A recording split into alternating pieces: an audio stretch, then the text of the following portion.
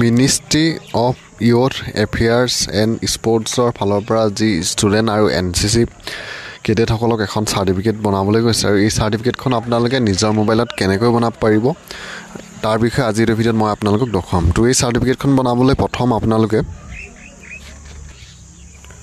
ইয়াৰ যোনটো official website আছে সেই ৱেবছাইটটোলৈ আহিব লাগিব আৰু এই ৱেবছাইটটোলৈ অহাৰ পিছত আপোনালোকৰ ওচৰত দুটা অপশ্যন আছে, চাইন ইন, গেট ষ্টাৰ্ট। তো আপোনালোকে যোনটো গেট ষ্টাৰ্টৰ অপশ্যন আছে ইয়াত ক্লিক কৰিব আৰু যেতিয়া আপোনালোকে গেট ষ্টাৰ্টত ক্লিক কৰিব তো ৰেজিষ্টাৰ এছ ইউভা বুলি আপোনালোকৰ এটা দেখিবলৈ পাব। তো আপোনালোকে ইয়াত ক্লিক কৰিব আৰু ইয়াত ক্লিক কৰাৰ লগে লগে পিছৰ পেজটো আপোনালোকৰ সন্মুখত এনেদৰে আহিব। তো ইয়াত যোনটো ৰেজিষ্টাৰ অপশ্যন আছে ইয়াত ক্লিক কৰিব, তাৰপিছত আকৌ আপোনালোকে ৰেজিষ্টাৰত ক্লিক কৰিব। ৰেজিষ্টাৰত ক্লিক কৰাৰ লগে লগে পিছৰ পেজটো আপোনালোকৰ সন্মুখত এনেদৰে আহিব। তো ইয়াত আপোনালোকে প্ৰথম আপোনাৰ যোনটো মোবাইল নাম্বাৰ হয় সেই মোবাইল নাম্বাৰটো দি আই কনচাৰ্ণত দি আপোনালোকে চাইন ইনত ক্লিক কৰিব আৰু যেতিয়া আপোনালোকে চাইন ইনত ক্লিক কৰিব আপোনাৰ মোবাইল নাম্বাৰটোত এটা OTP যাব আৰু সেই OTPটো দি আপোনালোকে চাইন ইনত ক্লিক কৰিব আৰু চাইন ইনত ক্লিক কৰাৰ লগে লগে পিছৰ পেজটো আপোনালোকৰ সন্মুখত এনেদৰে আহিব। তো ইয়াত আপোনাৰ নাম, তাৰপিছত ডেট অফ বাৰ্থ, বাকী আপোনাৰ জেণ্ডাৰ, ষ্টেট, ডিষ্ট্ৰিক্ট আৰু আপোনালোকৰ যোনটো চাব ডিষ্ট্ৰিক্ট হয় সেই সকলোবিলাক দি আপোনালোকে ছাবমিটত ক্লিক কৰিব আৰু ছাবমিটত ক্লিক কৰাৰ লগে লগে পিছৰ পেজটো আপোনালোকৰ সন্মুখত এনেদৰে ওলাব। তো ইয়াত আপোনালোকে ইমেইল আইডিটো আপোনাৰ নিজৰ দিব লাগিব। তাৰপিছত আপোনালোকে ইউথ টাইপ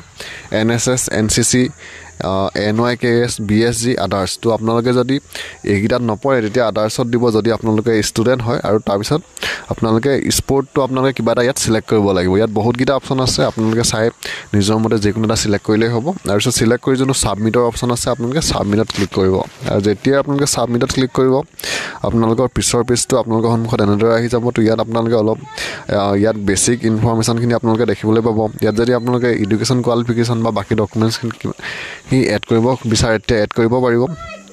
তো যদি আপোনালোকে কৰিব নিবিচাৰে এইটো আপোনালোকে স্কিপো কৰিব পাৰে।